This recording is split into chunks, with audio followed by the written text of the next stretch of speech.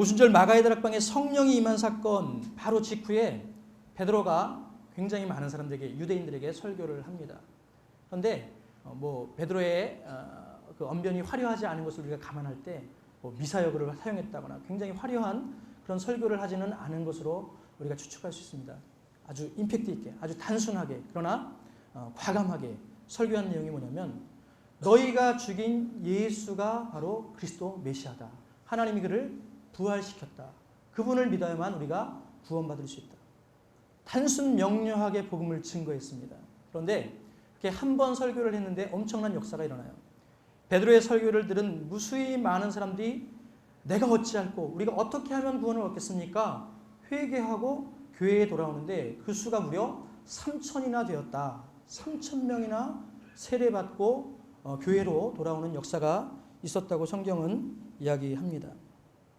그런데 이것은 시작에 불과합니다. 바로 다음 장, 오늘 읽은 바로 다음 장 3장 4장에 보면 베드로가 성전 미문에 앉아있는 안진뱅이에게 내게 은과 금은 내게 없거니와 내게 있는 것으로 내게 주노니 곧 나사렛 예수의 이름으로 일어나 걸으라 라고 그 안진뱅이를 일으키는 장면이 나옵니다. 또 이것이 계기가 돼서 그들 앞에서도 설교를 하는, 또 많은 유대인들 앞에서 설교를 하는 그런 장면이 있는데, 거기서도 한 번 설교하자 무려 5,000명이나 되는, 그런데 성경을 보면 남자만 5,000명이라 그랬습니다.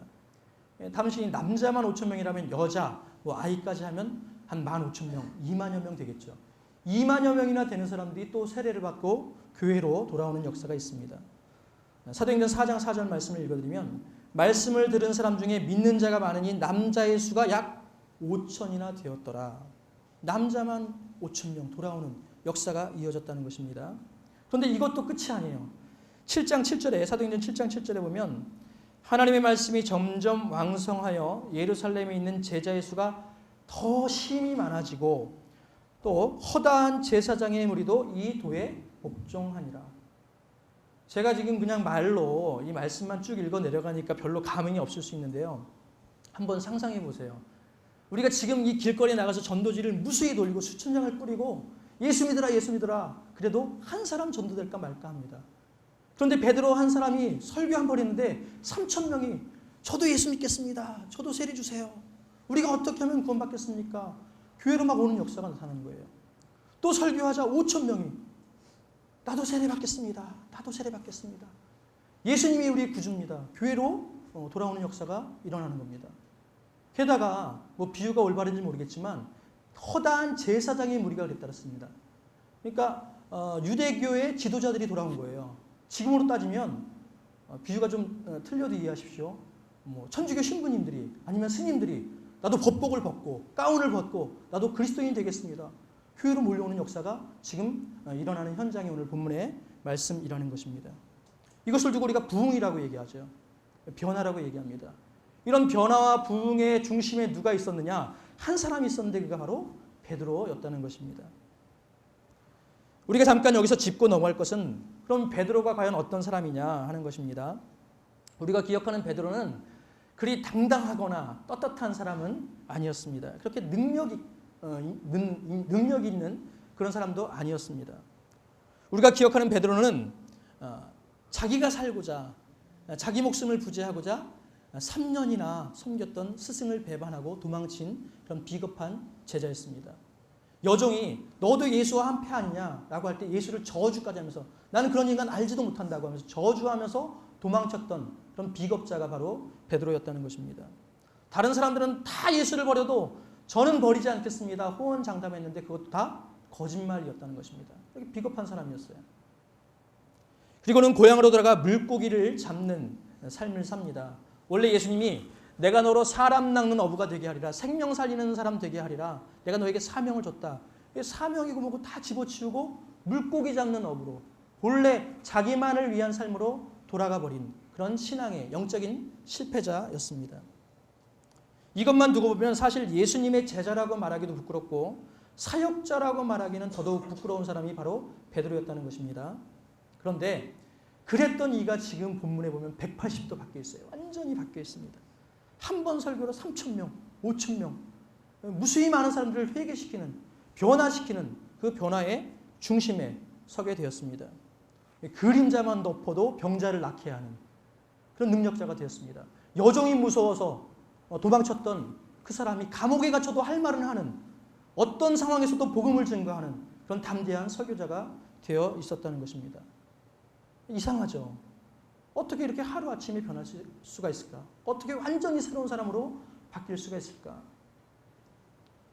우리가 알다시피 그것은 결코 베드로 자신의 노력이나 자신의 의지로 가능한 것이 아니었습니다. 그것은 전적인 성령의 역사였습니다. 베드로가 변화한 그 변화의 중심에는 성령님의 역사가 있었어요. 성령 충만한 역사가 있었습니다. 사도행전 1장 3절로 4절에 보면 마치 불의 혀처럼 갈라지는 것들이 그들에게 보여 각 사람 위에 하나씩 임하여 있더니 그들이 다 성령의 충만함을 받고, 다름 아닌 성령께서 베드로를 변화시키셨다는 거예요. 스스로 변화한 게 아니라. 베드로의 인생을 비포와 애프터로 나눈다면 그 중심에 뭐가 있었냐면 성령 강림이 있었습니다. 성령으로 인하여 바뀐 것입니다. 이것이 오늘 우리가, 저와 여러분이 함께 주목하고 싶은 거예요. 성령께서 베드로의 인생을 바꾸신 것. 성령님은 변화시키는 영인 줄 믿습니다. 우리의 삶을 변화시키는 분이에요. 나조차 나를 어찌할 수 없잖아요. 다 아시잖아요. 경험하셨잖아요. 제발 이렇게 살고 싶지 않은데, 이렇게 좀 살고 싶은데 안 되잖아요. 우리도 우리를 어쩔 수 없는데 누가 우리를 변화시킬 수 있느냐? 성령께서 우리를 변화시킬 수 있다는 것입니다. 예수님 이걸 너무나 잘 아셨어요. 그래서 제자들에게 뭐라 그랬냐면, 너희는 예루살렘을 떠나지 말고 내가 너희들에게 약속한 것을 기다려라. 성령을 기다려라. 제발 예루살렘, 은혜의 자리를 떠나지 말고 끝까지 성령께서 임하실 때까지 그 자리를 사수하라. 왜요? 성령이 그들을 변화시킬 것을 아셨기 때문에. 지금은 오합지졸이에요. 지금은 아무것도 못해요. 지금은 겁쟁이에요. 근데 성령께서 그들 가운데 임하면 그들을 변화시킬 것을 믿었기 때문에 제발 은혜의 자리를 사수하고 성령의 임하심을 기대하고 기다려라. 그리고 뭐라 그러셨어요? 사도행전 1장 8절에 오직 성령이 너희에게 임하시면 너희가 권능을 받고 예루살렘과 온 유대와 사마리아와 땅끝까지 이르러 내 증인이 되리라. 선포하셨어요. 아마 그 말씀을 하실 때 예수님은 이미 그것을 보셨을 거예요. 지금은 부족하지만, 지금은 연약하지만 그 제자들이 완전히 새로운 존재로 바뀌어 있는 것을 이미 보셨어요. 그래서 그렇게 선포하신 거예요. 성령이 너에게 임하시면 너희가 바뀔 것이다. 그런데 실제로 그 선언대로 되었죠. 베드로가 그 대표적인 인물이고, 오늘 이 변화의 중심에 서 있는 베드로 사건의 전말을 지금 쭉 말씀드린 것입니다. 이 한 사람의 변화로 인해서 무수히 많은 수많은 유대인들이 주님께로 돌아오는 역사가 일어났다는 것입니다. 물론 이 이야기는 저나 여러분들이나 다 아는 얘기예요. 그러나 저는 이미 일어난 일, 그러니까 지난 2000년 전에 일어났던 그 고리타분한 옛날 이야기를 여러분들에게 하고 있는 것이 아닙니다. 베드로의 사건은 2000년 전의 이야기가 맞아요. 그러나 베드로에게 2000년 전에 임했던 그 성령님은 지금도 역사하는 분인 줄 믿습니다. 2000년 전의 이야기가 아니에요. 오늘 우리들 가운데도 얼마든지 그 역사를 이어가시는 분이라는 사실을 저는 말씀드리고 있는 것입니다. 성령으로 인한, 내 자신의 힘으로 인한 것이 아니라 성령으로 인한 한 사람의 변화, 그 한 사람의 변화로 인한 교회의 부흥, 이 멋지고 감격스러운 스토리는 우리 한국교회 역사 속에서도 똑같이 일어났습니다. 110년 전에 그 역사가 일어났습니다. 이 땅에 복음을 증거하러 온 하디 선교사를 통해서 그런 역사가 일어났죠. 다 아시는 내용이지만 잠깐 요약을 하면 1903년 8월 원산의 선교사 연합 기도회에서 이 하디에 의해서 시작한 회개의 운동이 다른 선교사들에게 전파되고 한국 교회의 성도들에게도 전파되고 교회가 엄청나게 부흥하는 그런 부흥의 역사로 이어집니다. 같은 해에는 원산 대부흥 운동, 그리고 1907년에는 평양 대부흥 운동, 1909년에는 백만인 구령 운동, 계속해서 줄기차게 그 복음의 역사가, 부흥의 역사가 이어져 갔다는 거죠. 사실 이 하디 선교사는 굉장히 교만한 사람이었다고 그렇게 전하고 있습니다. 문화 우월주의에 빠져서 아무리 선교해도 교회가 부흥하지 않는 것이 자기 탓이 아니라 조선의 무지한 성도들 탓이다. 남 탓만 하고 있었습니다. 그런데 그런 한 사람, 교만했던 선교사 한 사람, 목이 곧았던 그가 회개하고 변화하자 그 변화가 한국 교회의 부흥의 물꼬를 트는 엄청난 역사로 이어졌다는 거죠. 베드로의 경우와 크게 다르지 않습니다. 그렇다면 우리가 또 질문하지 않을 수 없어요. 과연 그렇다면 이 하디 선교사의 변화는 어디서 올 수 있었냐? 여전히 해답은 성령님이죠. 하디 개인의 어떤 의지라든가 노력으로 인해서 변화된 게 아니라 성령님께서 그의 변화의 주인공이라는 사실, 주역이라는 사실을 우리가 다 알고 있을 줄 압니다. 사실 우리는 하디의 어떤 회개에만 주목하는 경향이 있는데, 회개 전에 이미 하디 선교사님 가운데 성령의 강력한 임재가 있었음을 잊어서는 안 됩니다. 하디는 1903년 요한복음을 가지고 자기 자신을 성찰하는 중에 강한 성령의 역사가 임했다라고 그렇게 고백을 합니다. 8월 24일부터 1903년 8월 24일부터 원산 감리교회에서 기도를 주제로 이제 3번의 설교를 하게 됩니다. 기도의 응답을 받으려면 적어도 이 3가지는 필수다. 그게 뭐냐면 그리스도를 믿음, 또 그리스도 안에 거함, 또 오순절 성령 체험, 이 3가지가 반드시 있어야 된다라고 그 주제를 뽑는 거예요. 이제 말씀을 전하기 위해서. 그런데 하나하나 보니까 다 자기가 경험하지 못한 거예요. 그리스도 안에 있는 믿음도 아니고 그리스도 안에 거하는 것도 아니고, 그렇다고 오순절 성령 강림 사건도 체험하지 못했어요. 성령이 뭔지도 몰라요. 그런 자기 자신을 보면서 내가 이런 상태에서 말씀을 전하는 게 맞나? 사실 저도 지금 마음이 양심에 좀 찔림을 받습니다. 저도 그런 성령의 강력한 임재를 경험하고 말씀을 전하나? 그런 부분에 있어서는 자유롭지 못합니다. 하디가 그런 걸 느꼈다는 거예요.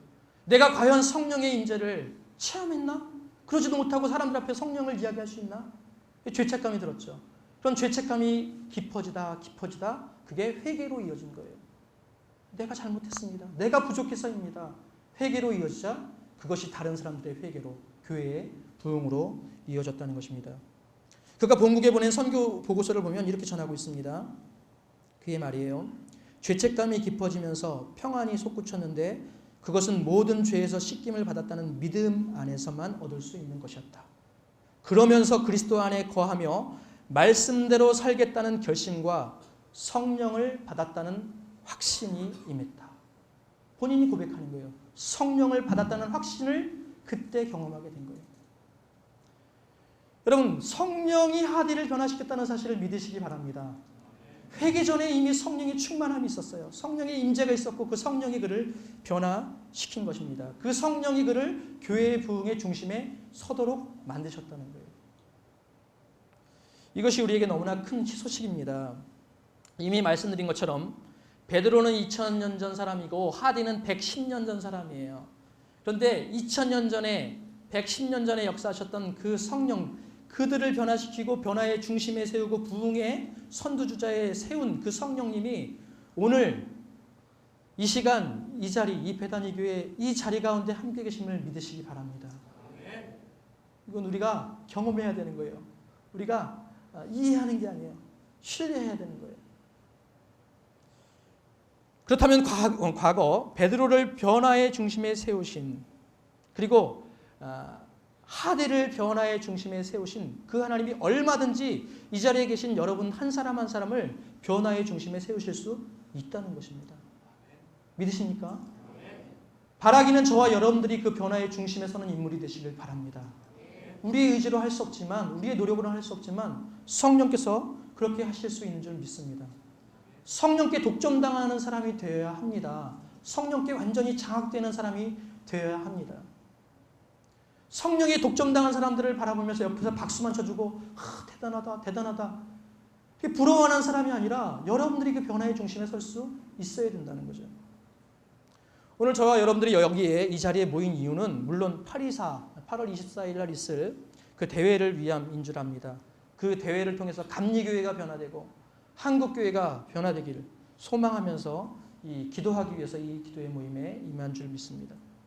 그런데 저나 여러분들이 분명히 한 가지 기억해야 할 것은, 아무리 감리교회가 변화되고 아무리 한국교회가 변화된다고 하더라도 내가 변화되지 않으면 다 헛수고를 하는 거예요. 다 사실은 적어도 나에게 있어서는 내가 바뀌지 않는다면 아무런 일도 일어나지 않는 것과 마찬가지라는 것입니다.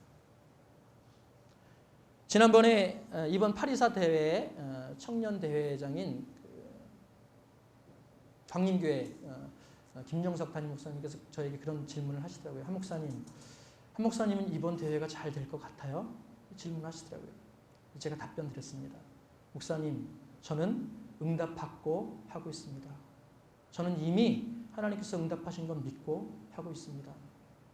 그 고백에는 사실 어떤 순조로운 진행이라든가 또 많은 사람들이 동참했으면 좋겠다라는 그런 마음도 그런 마음을 담아서 그런 고백을 했겠죠. 그러나 그거보다 더 사실은 간절히 바라면서 그 마음에 품었던 것은 뭐냐면 용서하고 들으세요. 다 변화되지 않는다고 하더라도 적어도 저 한 사람만 변화되면 족하겠습니다. 너무 이기적인가요? 여러분들이 이기적이라고 해도 어쩔 수 없어요. 그게 저의 1차적인 관심입니다. 이번 파리사 대회를 준비하고 이 대회에 동참하고 순회기 대회에 동참하면서 제가 한 가지 유일하게 관심하는 것은 가장 1차적으로 관심하는 것은 저의 변화예요. 저의 변화. 목사라고 안전하지 않습니다. 저도 갈급해요. 저도 성령의 도우심을 필요로 하는 아주 연약한 존재입니다. 저도 성령에 독점당하고 싶고 저도 성령에게 완전히 장악당하고 싶은 사람이에요. 그렇게 고백했어요. 저는 응답받고 하는 겁니다. 하나님께서 그렇게 하실 줄 믿습니다. 저 한 사람은 변화시킬 줄 믿는 게 아니라 여러분들이 다 그 주인공이 될 줄 믿습니다. 그런 간절한 마음으로 이 대회에 동참하시길 바랍니다. 아무리 무대가 화려하고 아무리 설교가 좋고 아무리 찬양이 좋고 어마어마하게 많은 사람들이 모인다고 하더라도 여기 모인 여러분들이 변화되지 않는다면 집회가 화려하면 화려할수록 공허함만 더 커지는 거예요. 난 뭐야? 난 뭐야? 허무하게 돌아가는 거죠. 여러분 바라기는 오늘 우리부터 하리 1903 성령 한국 대회를 향한 기대가 있길 바랍니다. 간절한 기대가 있길 바랍니다. 나를 간절히 찾고 찾는 자가 나를 만나리라 했습니다. 하나님께서 그렇게 말씀하셨어요. 찾아야 돼요. 하나님을 사모해야 합니다. 구경꾼이 되지 마시고 사모하는 마음으로 동참하시길 바랍니다. 다른 사람이 아닌 여러분이 변화되어야 돼요. 여러분이 성령의 강력한 임재를 경험할 수 있어야 합니다. 수피 바야지드라는 사람이 자기 인생을 돌아보면서 이런 고백을 남겼다고 합니다. 제가 그대로 읽어드릴게요. 내가 젊었을 때 나는 혁명가였고 하나님께 드린 나의 기도는 주여 저에게 세상을 뒤엎을 힘을 주소서였다네. 그러나 내가 중년에 이르러 내 인생의 절반이 덧없이 흘렀음을 깨달았을 때 나의 기도는 내용이 바뀌었네. 주여 저에게 저와 만나는 모든 사람을 변화시킬 힘을 주소서. 그러나 나의 가족과 친구들 그리고 주위에 아무런 변화도 없는 것을 보았네. 이제 내가 늙고 여생을 헤아리게 되면서 나는 나의 우둔함을 눈치채게 되었다네. 지금의 내 기도는 이렇게 되었다네. 주여 저에게 자신을 변화시킬 힘을 주소서. 내가 처음부터 이런 기도를 했더라면 내 인생을 허송하지 않았을 거라네. 수피 바야지드라는 사람이 늦게 깨달은 이 깨달음, 다른 사람들을 변화시키는 게 아니라 세상을 변화시키는 게 아니라 내 자신이 변화되어야 한다는 사실을 늦게 깨달았잖아요. 그런데 그가 깨달은 늦은 깨달음을 저와 여러분들은 오늘 이 자리에서 깨닫기 바랍니다. 여러분들의 깨달음으로 삼으시길 바랍니다. 우리의 1차적인 관심은 바로 나의 변화가 되어야 합니다. 감리교도 다음이에요. 한국교회도 사실은 그 다음입니다. 나의 변화에 집중할 수 있는 그런 여러분들이 되길 바랍니다.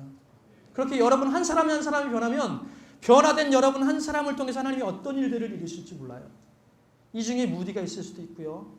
이 중에 빌리 그레엄 목사님이 있을 수도 있고요. 이 중에 하디 선교사가 있을 수도 있고요. 저는 그 길을 가고 싶지 않습니다. 라고 하지 마세요. 여러분들을 한 사람을 통해서 하나님이 어떻게 역사하실지 모른다는 거예요. 어떻게 하나님이 큰 부흥의 그런 도화선으로 여러분들을 삼으실지 모른다는 거예요. 그런데 다시 말씀드립니다. 이렇게 성령에 의해서 변화되는 것, 다시 말씀드리지만 내 노력이 아니라 내 의지가 아니라 전적인 성령의 역사하심으로만 우리가 바뀔 수 있다는 것입니다. 인간적인 수고로 가능하지 않습니다. 오직 성령을 통해서만 가능합니다. 제가 초등학교 시절에 방학 숙제를 내줬는데 학교에서 그 아이디어 작품을 하나 만들어 오래요. 3, 4학년 때쯤인 걸로 기억을 하고 있는데 막 고민하다가 그래 그게 좋겠다라고 해서 만들려고 했던 게 뭐냐면 바람이 안 불어도 가는 돛담배. 그럴듯하지 않나요? 바람이 불지 않아도 가는 돛담배. 그래서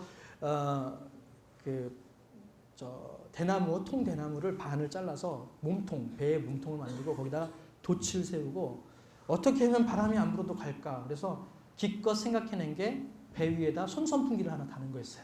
그래서 그 손선풍기의 바람이 돛을 향해 바람이 불면 배가 가겠거니 라고 생각하고 이제 배를 막 내가 생각해도 내 아이디어가 너무 기특해서 자부심을 갖고 막 만드는데 옆에서 그 모습을 지켜보던 저희 아버님이 한 말씀 하시더라고요. 원찬아, 제 이름이 원찬인데, 원찬아, 배는 배 위에서 바람이 분다고 해서 가는 게 아니야. 배 밖에서 바람이 불어줘야 간단다. 제가 그제서야 깨달았어요. 지금 헛수고하고 있다는 것을. 제가 아무리 배 위에다가 바람을 불고 뭐 만들어 놓고 장치를 해놔도 배 안에서 바람이 불어봐야 배가 갈 수 없어요. 마찬가지예요. 우리가 아무리 내 수고와 내 노력으로 인간적인 의지를 가지고 나를 변화하려고 해도 바뀌지 않아요. 바뀔 수 없습니다. 뭐 계획표를 짜고 또 이렇게 해봐야지 저렇게 해봐야지 내 인간적인 노력을 하고 그렇게 해도 바뀔 수 없다는 거예요. 우리의 밖에서 바람이 불어야 할 줄 믿습니다. 성령의 바람이 불어야 할 줄 믿습니다. 성령의 바람이 불어올 때 우리가 바뀌는 거예요. 자력이 아니라 타력에 의해서, 전적인 타력에 의해서 우리가 바뀔 수 있다는 것입니다.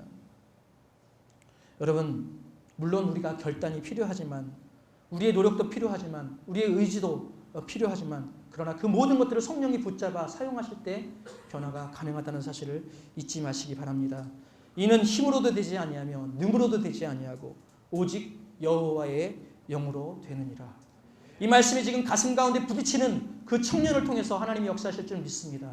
그 한 사람을 통해서 하나님이 역사하실 줄 믿습니다. 많은 사람이 필요하지 않습니다. 하나님은 그 한 사람을 지금도 찾고 계시는 줄 믿습니다. 우리 824 대회의 공식 명칭이 뭡니까? 하디 1903 성령한국 청년대회예요. 성령한국. 이 대회의 주인공은 저나 여러분들이 아닙니다. 설교자들도 아닙니다. 찬양 인도자도 아닙니다. 성령님이신 줄 믿으시기 바랍니다. 성령님이 역사하시게 돼 있어요. 성령님의 집회이기 때문에. 우리가 오픈하고 성령님께 우리를 내어드리면 성령님이 우리를 독점하십니다. 그리고 우리를 통해서 역사하실 줄 믿습니다. 딴 나라 얘기하는 거 아닙니다. 지금 여러분들이 못 알아들을 얘기하는 게 아니에요. 우리들의 이야기를 하는 겁니다. 우리들이 변화되어야 한다는 이야기를 하는 겁니다. 성령님께 오로지 집중하고 성령님께 온 마음을 다 쏟아놓을 수 있어야 돼요. 청년대회 주제가 뭡니까? Focus on. 덧붙이면 Holy Spirit. 성령님께 집중하자는 거예요. 집중하자. 그분께 집중해서 기도도 하고 예배하고 찬양하고 그분을 높일 때 성령님이 역사하실 줄 믿습니다. 성령 그 이상 그 이하도 아니에요. 우리가 집회하는 것, 우리가 모이는 것, 그분의 도우심을 구하기 위해서입니다. 그럴 때 우리가 성령을 사모하고 성령님의 도우심을 구할 때 그분의 임재가 있을 줄 믿습니다. 우리 옆 사람과 한번 그렇게 인사했으면 좋겠습니다. 성령을 체험하십시오. 성령을 체험하시기 바랍니다. 성령은 이해하는 분이 아닙니다. 체험하는 분이에요. 이론이 아닙니다. 실제입니다. 성령님은 우리가 배워서 아는 분이 아니에요. 받아야 되는 분이에요. 받아야 돼요. 성령에게 독점당한 주인공이 될 때 하나님 우리를 통해서 역사하실 줄 믿습니다. D.L. 무디 목사님이 부흥운동의 중심에서 왕성하게 사역하실 때 한 지방에 목사님들이 지방 집회를 열면서 D.L. 무디 목사님을 설교자로 모셨으면 좋겠다라고 이제 회의를 합니다. 그런 회의를 진행하는데 한 젊은 목사님이 그렇게 얘기를 해요. 왜 D.L. 무디만 고집합니까? D.L. 무디가 성령을 독점하기라도 했단 말입니까? 그러자 한 원로 목사님이 그 젊은 목사님을 다독이면서 이렇게 답변합니다. 물론 D.L. 무디가 성령을 독점하는 건 아니지요. 그러나 분명한 것은 성령님이 D.L. 무디를 독점하고 있습니다. 저는 이 말이 얼마나 가슴 벅차게 다가오는지 몰라요. 성령이 그 사람을 독점했다. 제가 계속 반복해서 얘기하는데요. 다른 것이 비집고 들어올 틈이 없는 거예요. 다른 것을 마음 빼앗길 여유가 없는 거예요. 오로지 성령에게 완전히 장악당한 사람. 성령 충만은 다른 게 아닙니다. 어떤 에너지가 우리 가운데 임하는 게 성령 충만이 아니에요. 우리가 성령님, 인격적인 성령님 앞에 우리 자신을 다 내드리고 그분이 가라는 대로, 하라는 대로 100% 순종하는 게 성령 충만입니다. 성령께서 좌회전해라, 좌회전하고 우회전해라, 우회전하고 좌회전해라 하는데 우회전하고 우회전하라 하는데 좌회전하면 능력이 안 나타나는 거죠. 근데 우리가 그대로 순종하면 성령께서 우리를 통해서 일하시는 거예요. 그러니까 내가 아닌 성령이 나를 통해서 역사하시는 거죠. 역사가 일어나는 겁니다. 그래서 변화가 일어나는 겁니다. 우리 생각으로는 도저히 안 될 것 같은데 부흥의 역사가 일어나는 거예요. 한국 사회, 한국 교회 이제는 가망이 없어요. 힘들어요. 안 돼요. 그건 우리 생각이고요. 성령은 얼마든지 우리를 통해서 역사하실 줄 믿습니다. 성령에게 사로잡힌 사람을 통해서 역사하신다는 사실입니다. 지금도 하나님은 사람을 찾고 계신데 처세에 뛰어난 사람 찾는 것이 아닙니다. 스펙이 화려한 사람, 아주 튼튼한 좋은 그런 배경을 가진 그런 사람, 줄 잘 서 있는 사람, 그런 사람을 찾는 게 아니라 성령의 사람 찾고 있다는 사실입니다. 다시 한번 간곡히 부탁드립니다. 여러분들이 또 제가 그런 성령에게 독점당한 그런 마중물의 역할을 감당하는 그런 사람들 되시길 바랍니다. 여러분들을 통해서 숨어있는 기독 청년들이 일어나길 바랍니다. 바알과 아세라에게 무릎 꿇지 아니한 7천인을 하나님이 남겨두셨어요. 우리는 우리만 신앙생활 잘하는 것 같고 우리만 열심히 있는 것 같죠. 그렇지 않아요. 지금도 하나님이 곳곳에 이 베다니 교회에도 광림교회에도 만나교회에도 꿈의 교회에도 안양교회에도 또 어디가 빠졌나요? 곳곳에 하나님은 지금도 남은 자들을 숨겨두셨어요. 그 남은 자들을 지금 불러일으키는 게 문제인데 마중물이 필요한 거죠. 마중물 아시죠? 옛날에 펌프질 할 때 이 깊은 지하수를 끌어올리기 위해서 물 한 바가지는 항상 남겨놔요. 아무리 목말라도 그걸 마시진 않아요. 그걸 펌프에 붓고 펌프질을 하면 그 압력을 받아서 밑에 물이 끌어올려지는 거죠. 오늘 저와 여러분들이 그 남은 사람들 되시길 바랍니다. 하나님께서 남겨두신 분들이라고 저는 확신해요. 그렇다면 여러분들 관건은 뭐냐면 여러분들이 이번 집회를 통해서 혹은 그 전에 순회 기도를 통해서 성령을 체험하는 거예요. 성령의 충만함을 받는 겁니다. 그러면 여러분들을 통해서 무수히 많은 기독 청년들, 그 안에 엄청난 잠재력이 있지만 지금 잠시 잠들어 있는 그들이 깨어날 줄 믿습니다. 하나님은 그것을 이미 바라보고 계세요. 하나님은 그것을 소원으로 품고 계십니다. 우리를 통해서 그 일을 이루실 줄 믿습니다. 아무쪼록 이번 집회가 그들만의 리그가 아니라 그 사람들이 알아서 하겠지. 그게 아니라 바로 저와 여러분들이 그 주인공이 되길, 변화의 중심에 서는 그런 저와 여러분들 되길 주님의 이름으로 권면합니다. 기도하겠습니다.